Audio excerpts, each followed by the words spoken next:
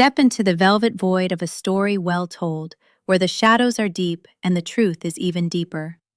We bring you the smooth, cinematic narratives that explore the quiet mysteries of the soul and the mind. Subscribe now and lose yourself in our world of shadows. My mother called me 2 days before my cousin's baby shower to ask if I could bring the folding chairs from the garage. Not, "Are you coming?" Not, "Can't wait to see you." Just the chairs. 6 of them. The ones with the wobbly left leg that nobody had fixed in 4 years. She needed them by 11, and could I park in the back because the driveway was going to be tight with everyone arriving? I said yes. I always said yes. I loaded the chairs into my car the night before because I had a 7 a.m. meeting the next morning and I didn't want to be rushed. I set my alarm for 6. I drove 40 minutes to my aunt's house in the pale, flat light of a Saturday morning, unloaded all 6 chairs onto the back porch, and then went inside and helped set up the balloon arch for an hour before anyone else arrived. My mother got there at 10:50. She hugged my cousin first, then my aunt, then the neighbor who had helped bake the cake. She did not hug me. She looked in my direction and said, "Did you bring the chairs?" I told her they were on the porch. She nodded and walked past me to check.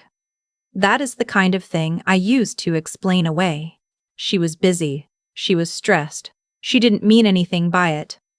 I had been explaining things away for so long that I had almost convinced myself there was nothing left to explain. My name is Vivienne, I know, it's in the file.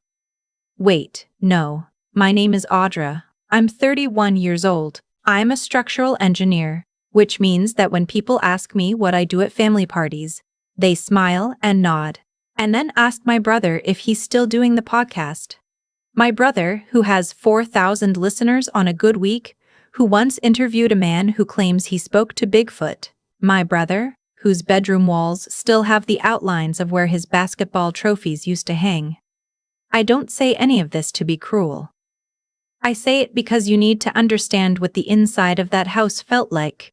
The air pressure of it, the way certain rooms had certain rules that were never written down, but everyone knew. The way you know not to touch a bruise. The baby shower was for my cousin Petra. No, that name's taken too. My cousin's name was Lyndon. She was 28, pregnant with her first, and genuinely one of the kindest people I knew. None of what happened that day was her fault, and I want to be clear about that from the start. There were 32 women there, most of them from my mother's side of the family, a few from Lyndon's husband's family, and 2 women I didn't recognize who turned out to be from Lyndon's graduate program. The house had been rearranged to fit everyone. Chairs everywhere. The chairs I had brought. I found my name card. There were name cards. My aunt was that kind of person, and followed it to a small table in the corner of the sunroom. The sunroom was technically inside, but it was separated from the main living room by a glass sliding door. The kind of room where you put potted plants and things you haven't decided what to do with yet. There were 4 seats at my table. Mine, an older woman I didn't know, named something that started with B, an empty seat, and a woman who introduced herself as Dr. Whitmore. I said, "It's nice to meet you." She said, "You as well." "How do you know Lyndon?" "She's my cousin." Dr. Whitmore smiled. "Oh, then you're the engineer." I looked at her. "Lyndon talks about you," she said. "She's very proud of you." I didn't know what to do with that sentence. I held it carefully, like something fragile, and set it down somewhere in my chest where I could come back to it later. The party moved the way those parties move. Games with ribbon and guessing how many jelly beans fit in a jar. Food passed in both directions around tables that were slightly too small. I ate a sandwich and drank sparkling water and watched my mother across the room, laughing, refilling people's glasses, touching arms, being the warm, bright center of every conversation she entered. She was good at that. She had always been good at that. My brother was good at it too. I used to think I had inherited some different set of genes entirely, the quiet ones, the ones that made me better at load-bearing calculations than small talk. For a long time, I thought something was wrong with me. It took me until my late 20s to understand that nothing was wrong with me. The thing that was wrong was that I had spent my whole life being measured against a standard I was never meant to meet. At some point during the gift opening, my aunt leaned over to the woman next to her.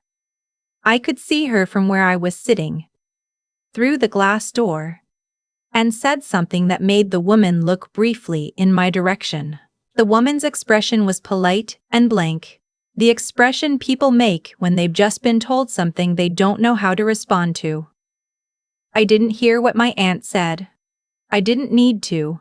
I know what gets said about me at family gatherings. I've known for years. The way you know things you've never been directly told. I was the serious one. I was hard to talk to. I was doing fine, I think. You know how she is. I was the one they used to segue into talking about my brother. The way a sentence uses a comma, briefly, to create a pause, before moving on to the main point. I went to get more water from the kitchen. The kitchen was crowded. I waited near the counter, and that's when Dr. Whitmore came in behind me. "Are you doing okay?" she asked, and something about the way she said it, not cheerfully, not as a greeting, made me look at her again. "I'm fine," I said. Then, because it was the truth, "I'm a little tired." She nodded. She didn't try to fix it or reframe it. She just said, "These things can be a lot." We stood there for a moment. Outside, someone screamed with laughter over a game. The sound came through the wall, muffled and distant. "Lyndon told me you worked on the Callaway Bridge project," Dr. Whitmore said. I turned to look at her fully. "She mentioned that?" "She mentioned it more than once, actually.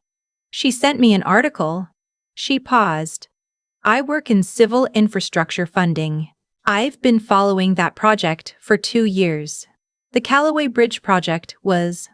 I'm going to try to explain this without sounding like I'm bragging, because I'm not built for bragging. I don't know how to do it naturally.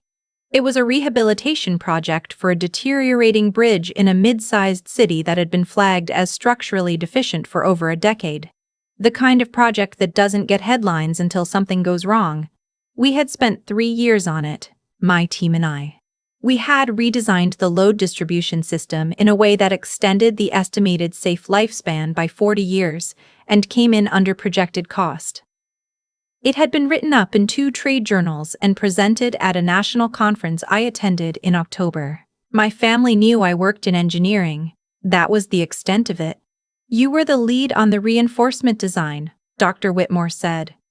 "Yes. I read your methodology report." I nodded. I didn't know what to say. No one outside my professional world had ever said that to me at a party. We ended up talking for a while, longer than I intended. She had questions about the tensioning approach we'd used, about a specific decision that the report had only briefly explained, and I found myself actually talking, really talking, in a way I almost never did at family gatherings. She had a directness about her that I recognized. The kind that comes from spending your career in rooms where vagueness gets people killed. My mother came into the kitchen at some point to refill the punch. She noticed me standing with Dr. Whitmore. She came over with that particular social smile, the one she deployed for introductions, and said, "Oh, Audra. There you are. Are you hiding in the kitchen again?" She laughed when she said it. It was a joke.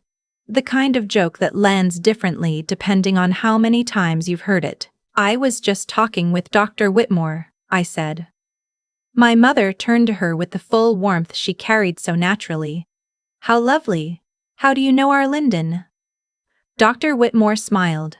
"We're colleagues in infrastructure policy. But actually, your daughter and I were just discussing her work on the Callaway Bridge project." She said it easily, the way people say things they don't realize are significant. She was the lead structural engineer on the reinforcement redesign. It's been cited in 3 federal infrastructure proposals this year. We've been using it as a case study for how mid-budget projects can achieve long-term outcomes. My mother's expression did not collapse. My mother was too practiced for that. what happened was subtler. A kind of recalibration behind the eyes. She was processing something that did not fit into the map she had of me. "Well," she said, "that's wonderful." "It's more than wonderful," Dr. Whitmore said. She wasn't being combative. She said it the same way she said everything else. "That project has a real chance of influencing how the next infrastructure bill gets written." My mother looked at me. I don't know what she saw. I looked back at her steadily, the way I had learned to look at things I needed to assess without letting them destabilize me. Load-bearing walls, stress fractures, foundations that had been laid wrong and built upon anyway. "I didn't know," she said, quietly. It was only 4 words, but they were the first honest thing she had said to me in a very long time, and I think we both knew it. I said, "I know." She refilled the punch. She went back into the other room. I watched her go, and then I turned back to Dr. Whitmore, who had the courtesy not to say anything about what had just happened. We talked for another 10 minutes about federal funding cycles, and then Lyndon called for everyone to come sing. And we went. For the rest of the party, I sat in the sunroom with my back straight, and I watched my cousin open gifts, and I clapped at the right times. My aunt came over once and squeezed my shoulder. She said, "You came so early. Thank you for the chairs." I said it was no trouble. It wasn't a moment of reconciliation. It was just my aunt being herself, which had always been kinder than most. Before I left, Lyndon pulled me into a hug in the doorway. She was warm and a little unwieldy with the pregnancy, and she smelled like the vanilla frosting from the cake, and she said into my shoulder, "I meant it when I told her about you. I've always meant it." I hugged her back. I told her I'd see her at the hospital when the time came. I drove home on the highway with the windows down a little. Not all the way. It was October, and the air had that edge to it. Just enough to let some of it in. I didn't call anyone. I didn't text anyone. I drove, and I listened to the sound of the road. And I thought about what it felt like to take up exactly the amount of space I actually occupied, no more and no less, without apology. There is a specific grief in being known late.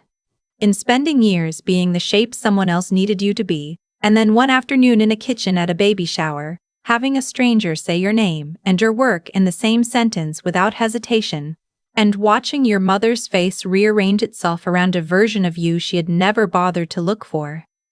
I didn't cry. I had thought I might later, alone in the car.